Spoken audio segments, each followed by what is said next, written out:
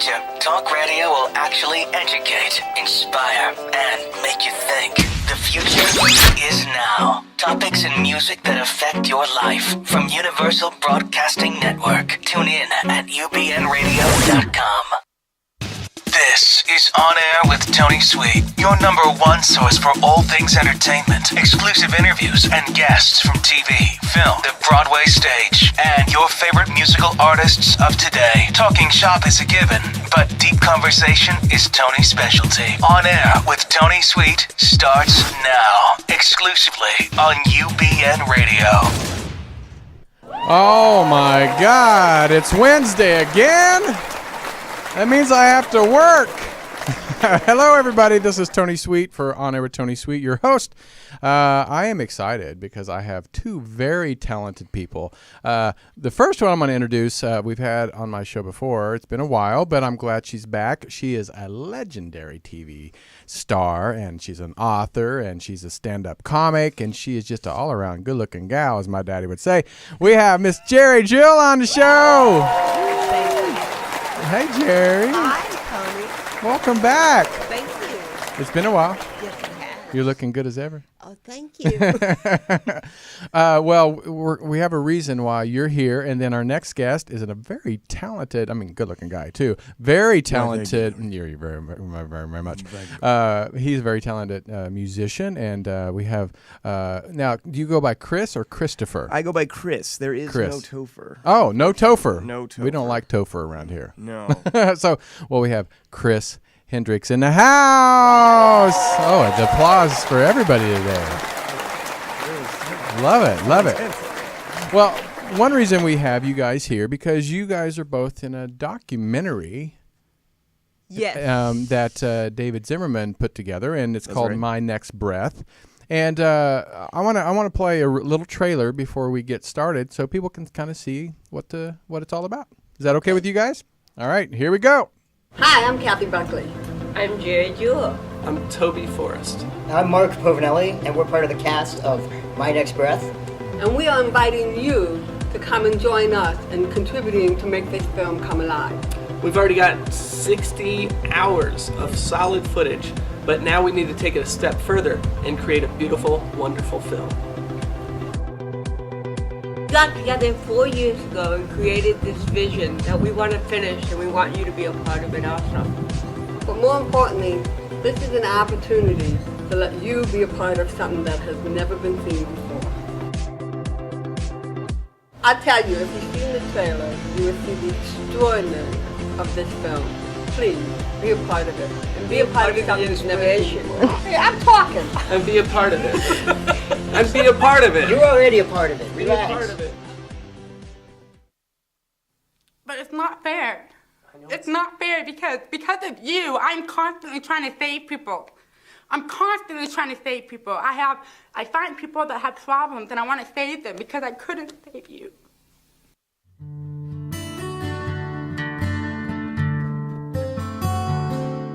Rage? What do you know about rage? Oh, you gave me the f***ing gift. Oh yeah, you gave it to me.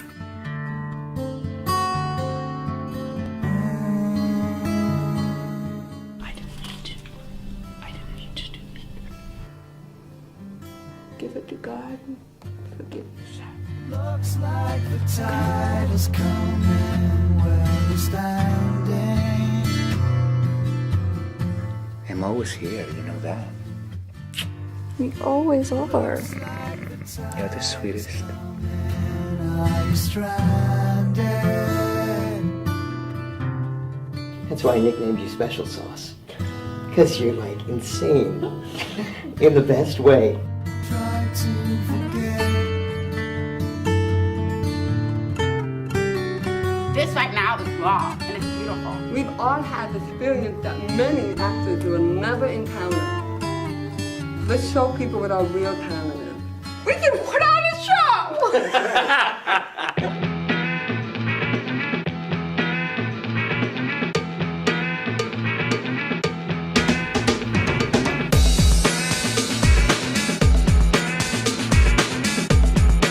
No, I am not deaf.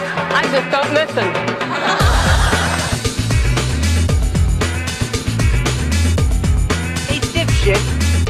promote that thing, will you? A little less conversation, a little more action, please. All this aggravation ain't satisfaction in me. A little more fight, a little less fun. A little less fight, a little more spark. Close your mouth and open up your heart, and baby, satisfy me. Satisfy me, baby.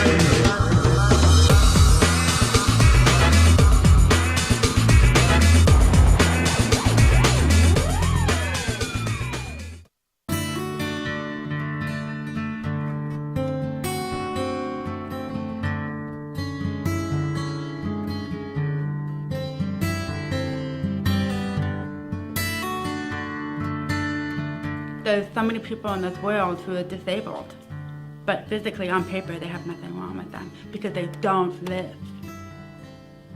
Are you living?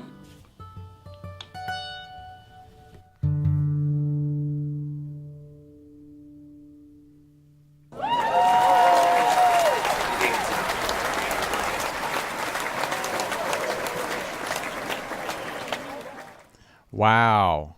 That...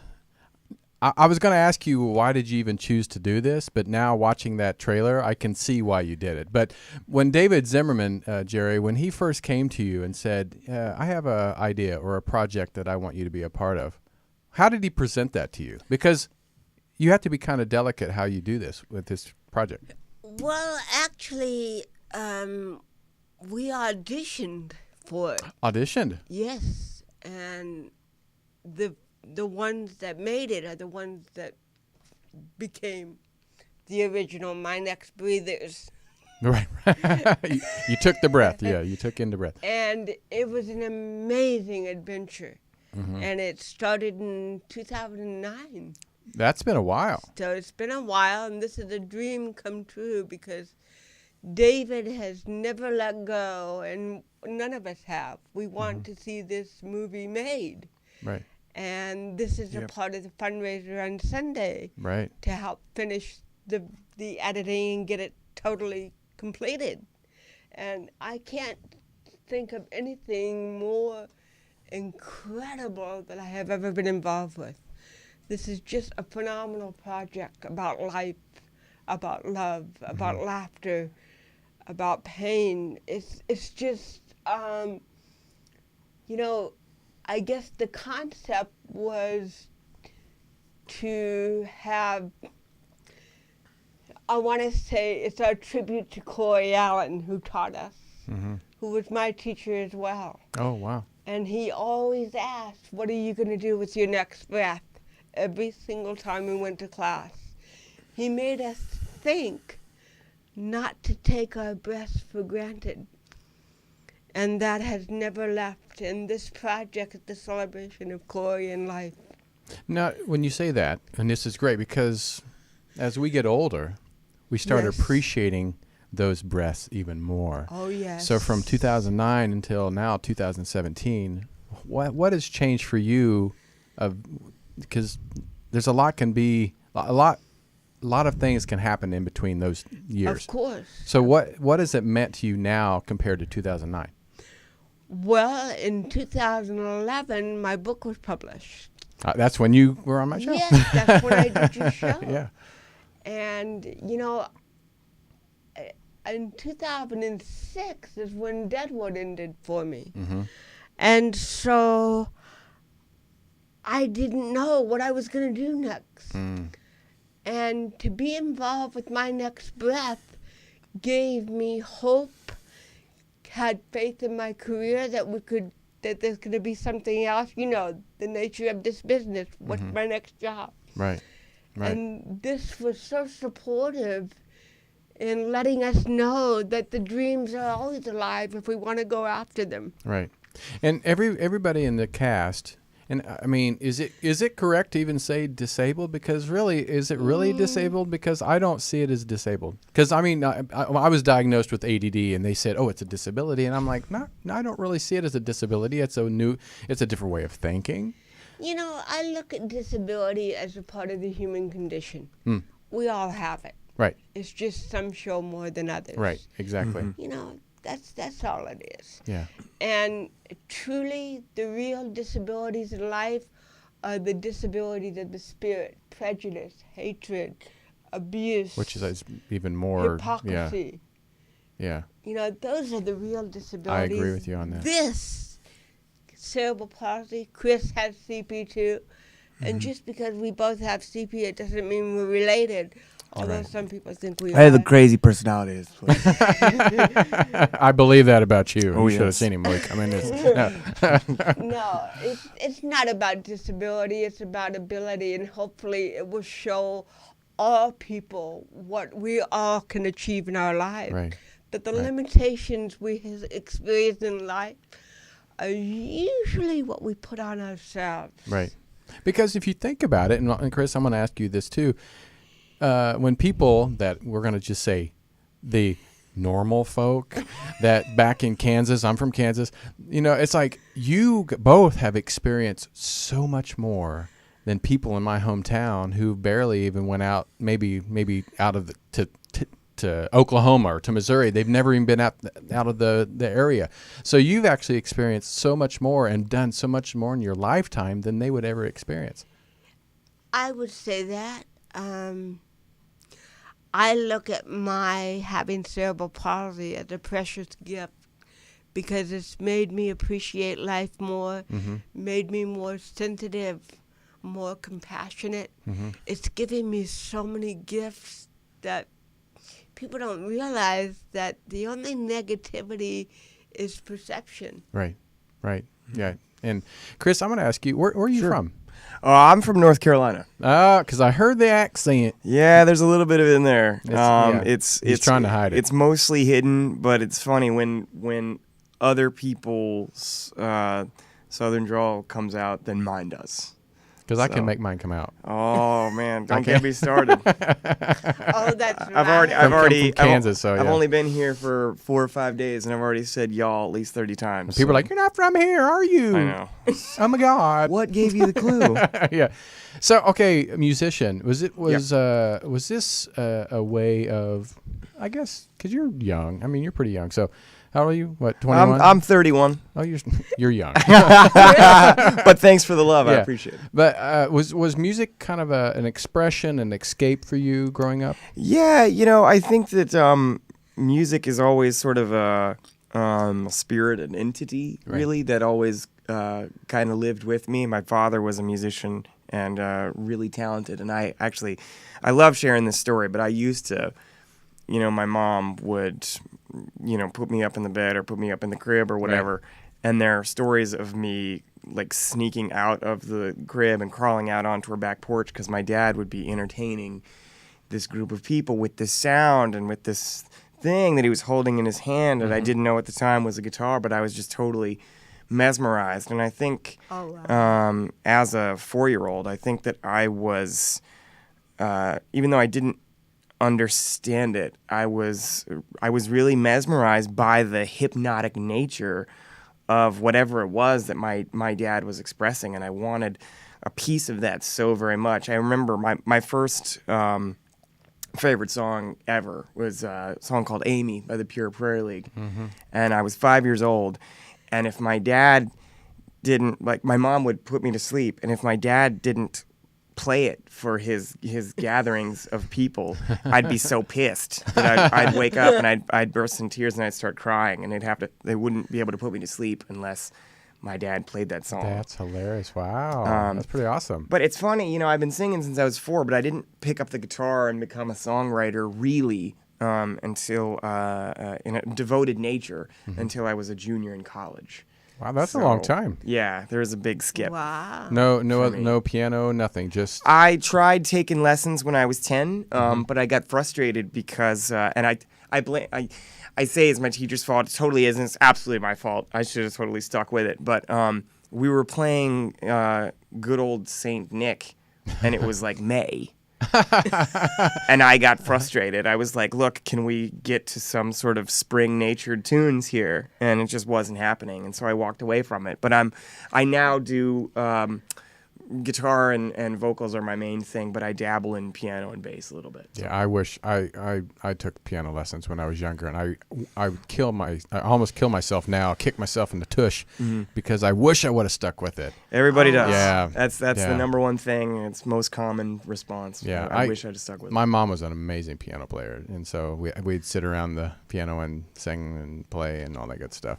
Oh, well, now you're 31, so you're, like I said, you're still young. But how did you get a whiff of this project? Well, it's really an amazing story because David Zimmerman, who is really the leader in all this, Yes. I'm one of those people. I don't really believe in luck as an extreme measure or degree of life. I believe you can make your own. But I was playing at an art gallery in Arizona, and for Norman Lear's book signing. That's at awesome. the time, a couple That's years awesome. back, and the people who booked the gig, they didn't have. There wasn't any sound equipment in the art gallery. They just wanted me to put me in a corner, and they're like, just play noise. And I was like, no one's gonna hear me. This is ridiculous. I felt like the smallest person in the room. Right. And then out of nowhere, Norman Lear came up to me and he said, "Hey kid, you got a good voice. You should be more out front." And I said, "You're Norman Lear." You knew who he was? Yeah. Okay. I remember that. And he's just and to be fair, my business partner at the time actually went up to Norman Lear and was like, my friend Chris over here would really like to meet you. And then before I knew it, I was playing John Lennon's Imagine with Norman. And did you ever get to do that? Yeah. Play with Norman Lear? Oh, you were there? Yeah. Nice.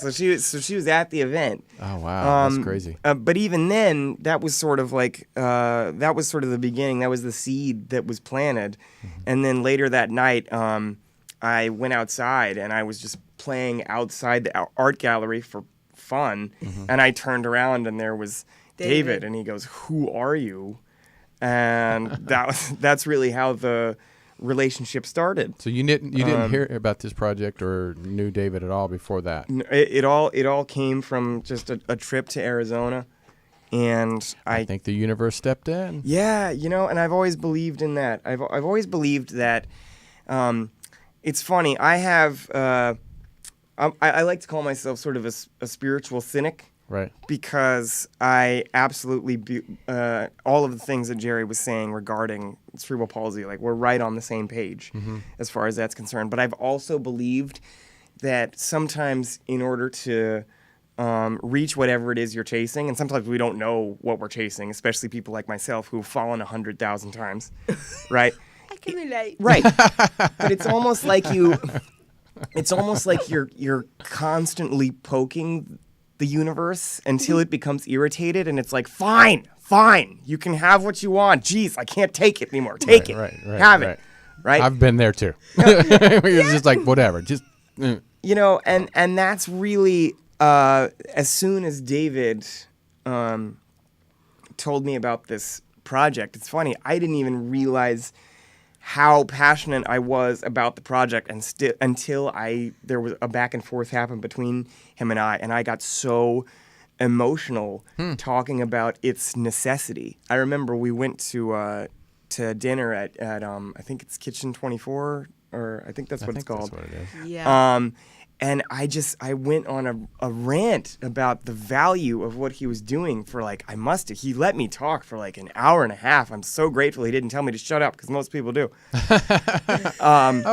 Were you talking? I didn't want to pay attention. I'm sorry. No, just kidding. And I was so not just enamored by the project itself, but I thought this was so necessary because it's in my view, it's pulling back a sort of hidden raw genius of Hollywood.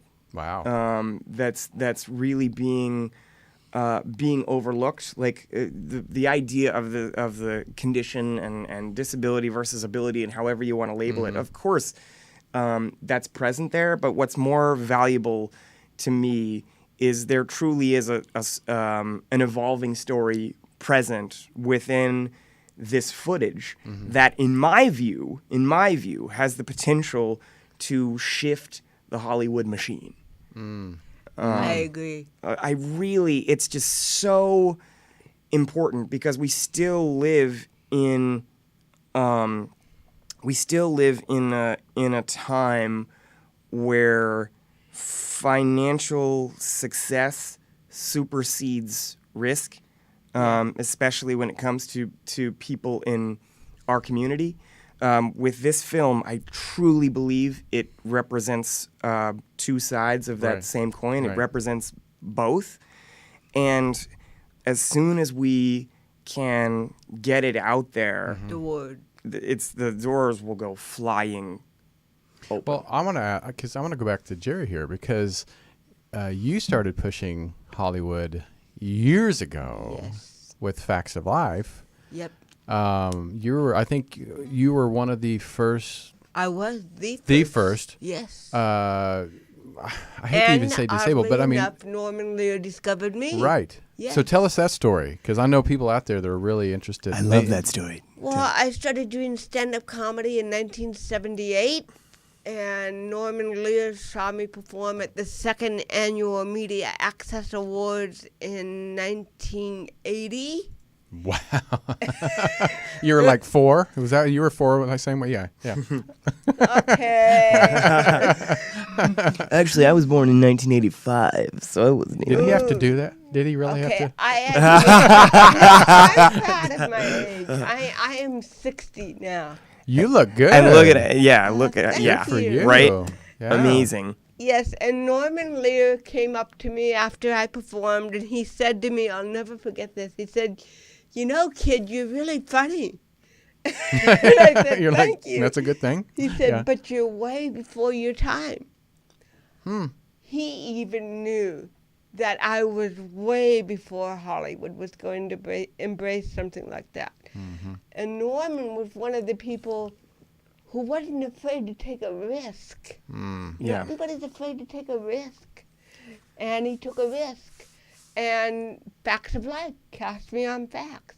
And I think the only thing that it was interesting, because I was a comedian and I was always in comedy situation, I was never considered for an Emmy Never. for breaking that ground because it wasn't dramatic enough.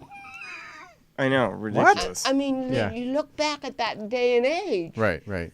comedy wasn't really embraced like drama was. Well, I mean, comedy even then, even women were. Yeah. I mean, let alone anything else. I mean, so yeah, you had kind of like 2 marks against you. Yeah, and I think that Facts of Life really wanted that. They pushed for it. Was there somebody that actually fought for you to do that position? Oh, absolutely. In the trades all the time for your consideration. Really? Every episode I ever did never got a nod because I think if they had made it a dramatic story about cerebral palsy, it would have been recognized. And not a But comedian. because I was so different, Hollywood didn't know what to do with me. Right. It was like, Right. but she's funny. Right, and that's what I love, because I remember watching Facts of Life and watching you as a kid, and I loved the role because it was different. Yep. I mean, it was something that we could have compassion for. We can laugh with you and have a good time. Tell them what your T-shirt said on the first episode. Oh, I don't have cerebral palsy. I'm drunk. I do remember that, actually. I remember watching that as a kid. Yeah, yeah. And actually, that T-shirt, both T-shirts, are on display at the Hollywood Museum now. Really? And what's so interesting about that T-shirt is that I made the first one in 1978 when I started doing comedy. But I didn't know how to spell cerebral palsy. I mean, I had cerebral palsy my whole life and didn't know how to spell it. That's hilarious. So I'm using this T-shirt night after night doing comedy, and it's spelled wrong. And when they wanted to use the T-shirt on Facts of Life, so Wardrobe bought me some new T-shirts, and it was spelled right. I was so embarrassed. I was like, oh, that's how you spell. But it was so fitting because you're a comedian. fitting. You know? So both T-shirts, the original one that's spelled wrong and the one on Facts of Life, are on Spelled display right. at the Hollywood Museum. So after Amazing. Facts of Life, what you know, you got some success, you got some Yes. recognition, and you said Yes. Hollywood really didn't know what to do with you. After that, what happened? I mean, Well, it was a long struggle to stay, you know. Yeah. It was like my agent kept getting letters like, well, like I'll give you an example. We wrote Love Boat, you know. Could remember. we please consider Jerry for a role on Love Boat? And they would get letters back saying, well, we already did an Affliction story this season. You know, they couldn't get past just letting me be me. Right. Casting me in a role. It was a long haul, and I didn't work again for 7 years in Hollywood. 7 when I years. wrote a treatment for 21 Jump Street and sold it as an undercover cop. wow. And then I worked again. So 7 years. That's a I long mean, time in Hollywood. A long time. Most people quit. Right. The fact that I'm still here is amazing. It Mm-hmm. really is when you think about it. And right now, my autobiography, I'm Walking as Straight as I Can, is being considered for a feature film.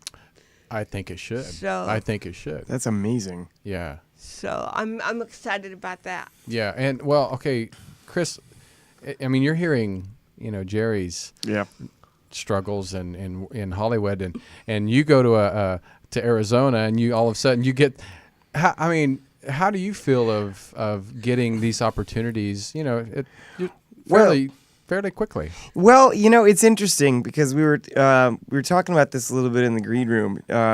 Jerry is the sister I didn't know that I had, and we met as a result of her sister Gloria. She introduced us, and we, spiritually speaking, we've been inseparable ever since. Even though I live in North Carolina, because there is so much overlap in the things that we went lives. through. And the interesting thing is the things that she went through in Hollywood, I have similar experiences in the music industry. Because I started writing songs actually after I graduated college, so later than I feel like I should have, really. And I was en route to be a physical therapist. Really? And That's great. I gave it up to be a singer-songwriter, which of course you can imagine I'm my sure mother I was was going to say, I'm sure thrilled the to hear, you know. The family's like, what the heck? Right, exactly. Yep. You know, and being, you know, having CP and also being an only child, my mom's like, what is he doing? Like, I can't stop him because he's an adult, but like I have to just basically sit back and watch this potential collapse happening. Right. And long story short, a couple years into it, I got the attention of a blog writer in North Carolina, but it turned out that blog writer was actually creative director for Sony Publishing for like Oh, wow. 25, 30 years. And he saw something special in one of my songs. So I wound up going to Nashville. And the Love music, Nashville. Yeah, I love the town. It's amazing. And I love LA. I love Nashville and LA for different reasons in terms of the music industry. But I had meeting after meeting after meeting with these different publishers and different music arenas, and they all didn't know where to put me. Yep. They were like, we don't understand. Your music crazy. is.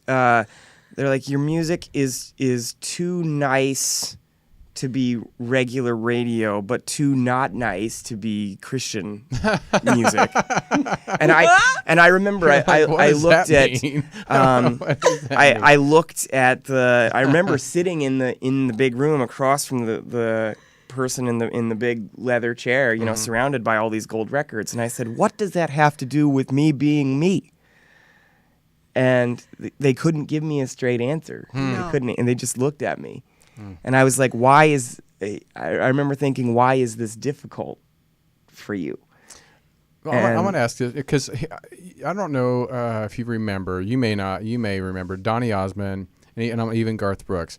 When Donny got to be a certain age, you know, he wasn't longer the young pop singer, and so I think it was in the '80s. So what he did is he went under a different name. Yeah. Yep. Or they didn't even say the name. I don't think. They didn't. And they released a song, and it went to like #1, and then he released that Yeah. it was Donny Osmond because you know he was Donny So he Osmond. could make that transition. Right. But that's with you. I think, you know, people hear your voice and they're like, "Oh my God, this is amazing." Then it's the same thing. It's like, "Oh, well, you know, it's almost like there's a flaw." And I'm like, "No, there's no flaw at all. This is like a person that has so much talent, better more than somebody down the street that has no talent, and they're making, you know, #1 hits." I don't get it. Well, I don't and get what's it. so interesting about that specifically is the people that I ran into, all the people that I ran into before running into the big wig, Right. were like, "Oh, this makes it so much more interesting." Mm-hmm. They were like, "Okay, this is an asset. This is an asset. This is an asset." But then when it came to putting your money where your mouth is, Right. they were like, but I don't do so good." Because just like Hollywood, radio is safe, Right. right? And the entertainment industry is making strides to be sure, but man, like It's an uphill battle. yeah, just the I'm sorry, but it like is. I have the I might get written off for saying this or something, but there is a level of cowardice, in my opinion. Oh, no, I think so. That drives me. I think that goes crazy. to TV execs, movie execs, music execs. A lot of it is all about the finances, and it is. I think they get to a point, and they do get scared, or not scared. They get cowardly, Yeah. where they don't take chances anymore. And No, I they don't. and I want to say that's not coming from an embittered place. No, there's a that's just part the of the truth. machine that I love. That's why I'm a part of it. Yeah. Right? Yeah. It is what it is, and I'm always. It's funny. I've gotten to the point now, Jerry, and I don't know if you feel the same way. I actually like it's such a game to me. Like Right. rejection is almost fun, but you keep creating and you keep putting yourself out there, and you get to a space like My Next Breath. You get to a person like David Zimmerman, and you do come across on purpose as a result of the universe certain things that really transcend the industry, and I think that's what My Next Breath does. But do you mind if we hear a song from you? Sure. I would love it, and so we can let everybody know what you sound like. All right. Well, the word's already been used twice in this broadcast, so I'll play. This is one of the first songs I wrote, and this was the song that brought me to Nashville. Okay. It's called Affliction. Got it.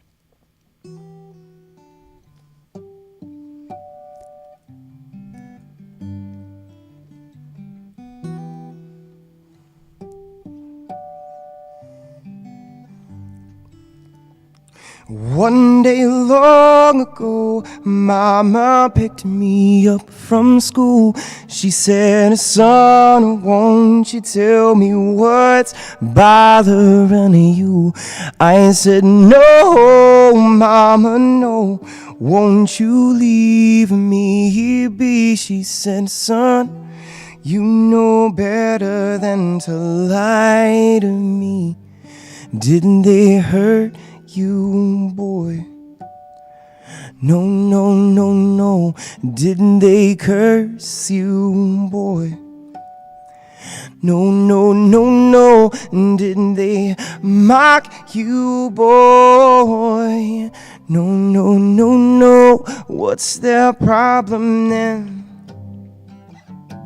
Well, Mom, it's gotta be my affliction.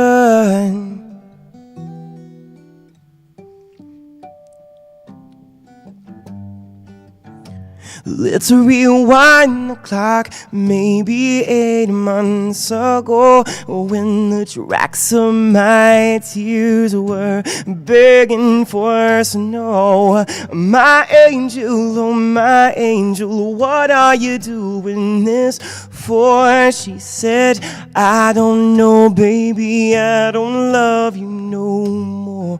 It's the way you dance, oh why, it's the way you dress, oh why, it's the way you move, oh why, does it matter so much? Ooh, y'all, it's gotta be mine. Affliction.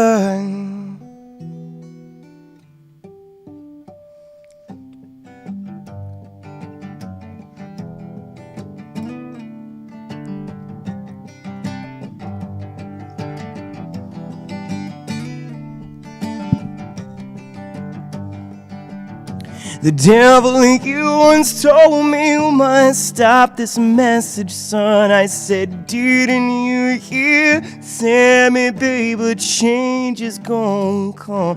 Now I will be the message my people need, you'll see.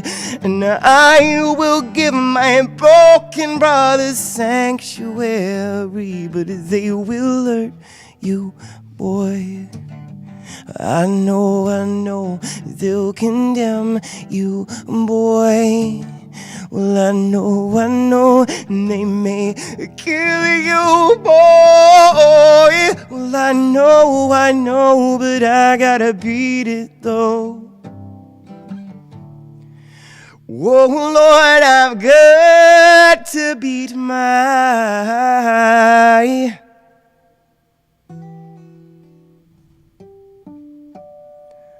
affliction.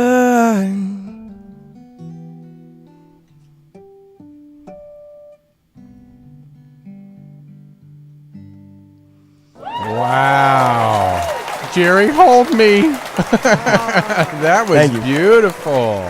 Thank you. I love that song. Thank you. And you wrote that? I did. Wow. So what was the inspiration behind that?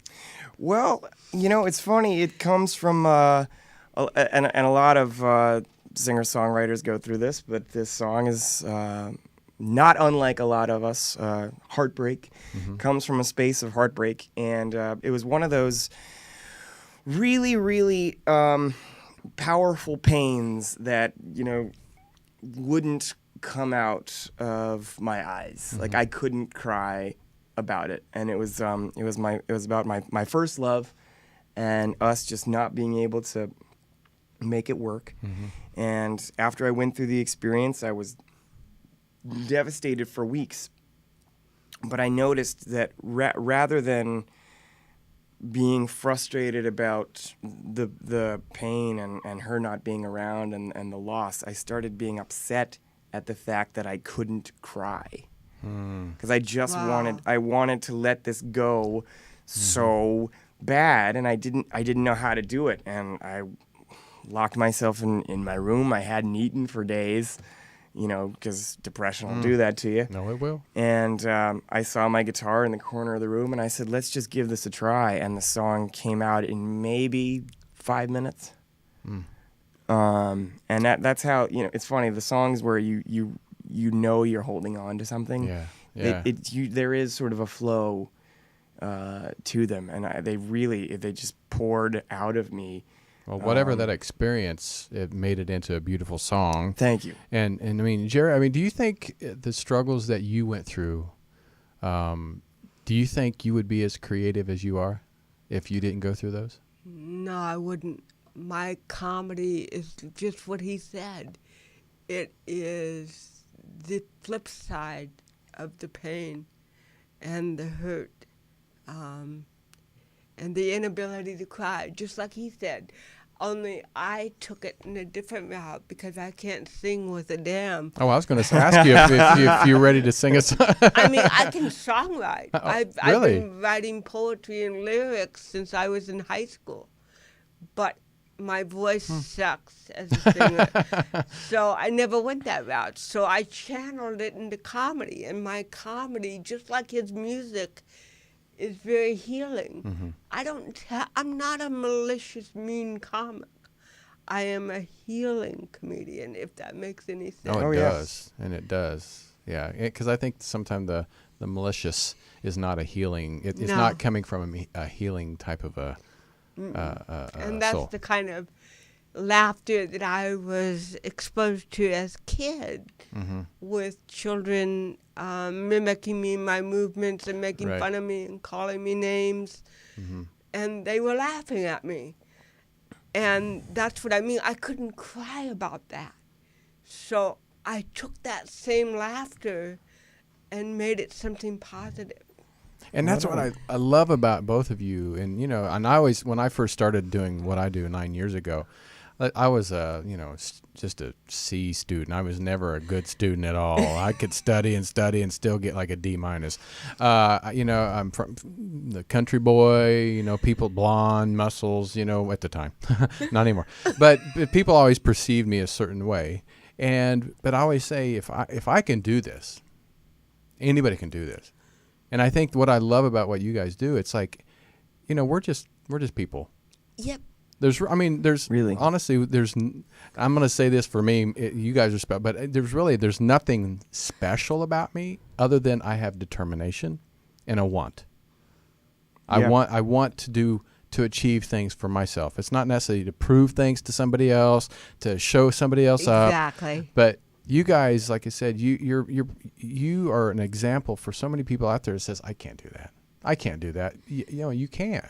You can. And I think that's why people think you're funny and love what you do and love your voice. And like I said, I'm sure people listening are crying right now because of what you sang in a good way. But that, we all can make a difference in this world. We can make people laugh.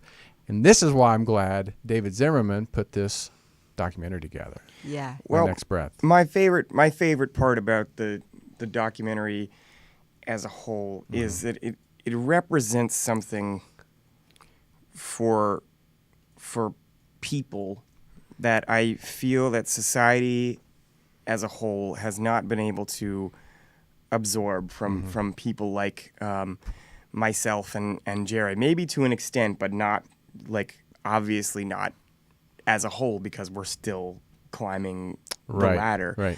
Right. People need to be appreciated for their humanity more so than the label that some doctor gives them upon labels being limit born. all people.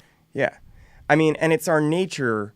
It's our nature as human beings to label. It's how we organize things. It makes it easier for us to process the world around us. But I do believe that My Next Breath represents sort of this hidden genius of humanity that transcends a word like disability. Right.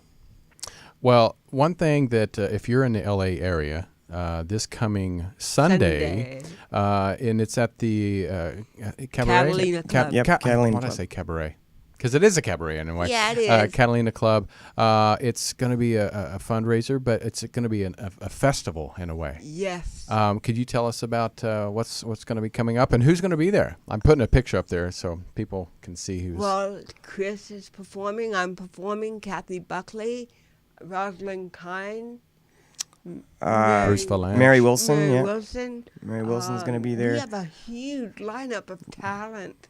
Bruce Valanche, I think, is going to be there as well. Bruce Valanche is hosting it. Oh, how fun. That's going to be funny. Oh, my God. It's going to be such an incredible evening. Yeah. Well, And I'm it all going to sure try goes to go. towards finishing My Next Breath, finishing the project. And how close are you guys to? We've got about 50 hours of footage in the can. Wow. And so we That's a have lot. to edit, and we have some new footage that we have to do. So And what do you hope when people watch this, what are you hoping that it does for people that watch this film? Give them the ability to realize that there are no limits in life and to not take their breath for granted, to think about what they're going to do with it, what they're going to do with their life. Life is precious. Mm-hmm. We need to be grateful for every breath that we have Mm-hmm. and every breath that we take. That's beautiful. That's beautiful. I guess, to add to what Jerry said, which is all painfully and powerfully true.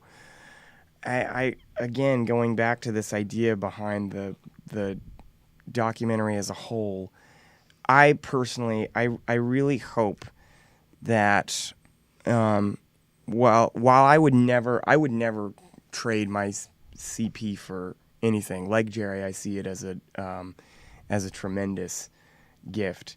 Mm-hmm. While I wouldn't want it to vanish, I want people to appreciate the film and the people in it for the humanity it represents, not the condition.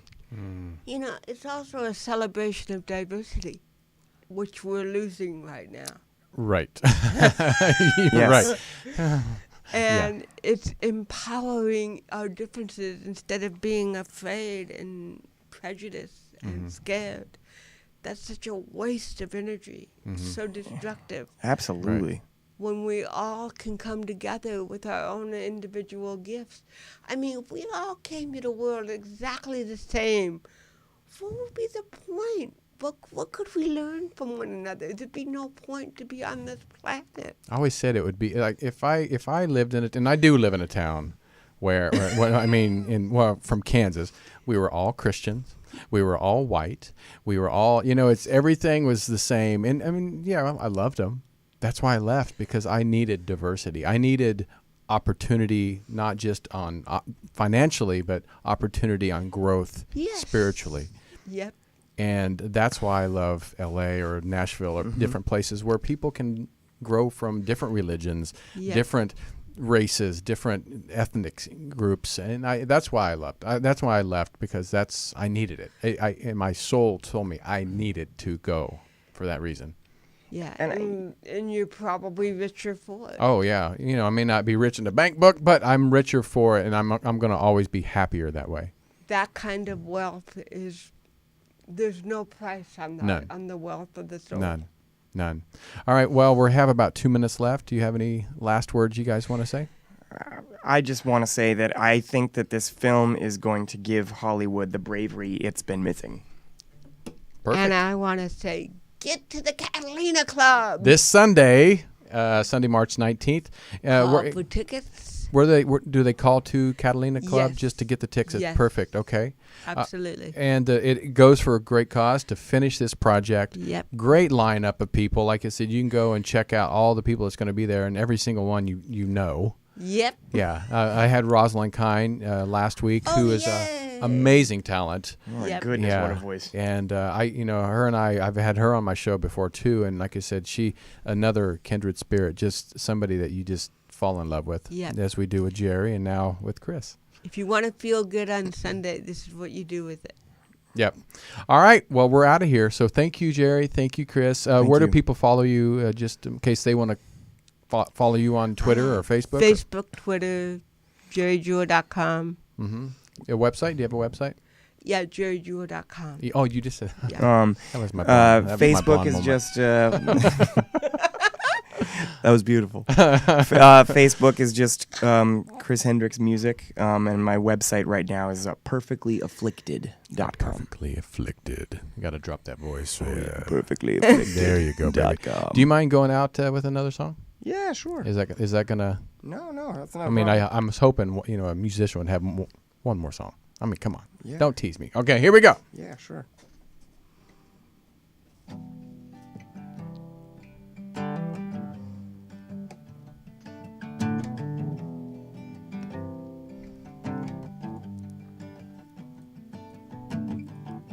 I met a girl on the edge of a cliff called Consequence. She says that this is a place we all lose touch sometimes. Walking the field, a smile. It's a place I haven't been in a while, and I'm hoping you might find where I'm gonna be tonight. We're all a little bit crazy. We're all a little bit crazy. We're all a little bit crazy. A little bit crazy.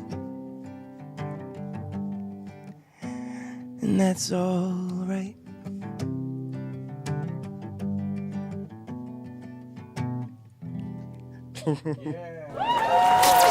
This has been On Air with Tony Sweet. Don't worry, there's more online. Search On Air with Tony Sweet on iTunes for past shows and exclusive behind-the-scenes content. On Air with Tony Sweet every Wednesday and Friday from 4 to 6 p.m. Pacific, right here on ubnradio.com.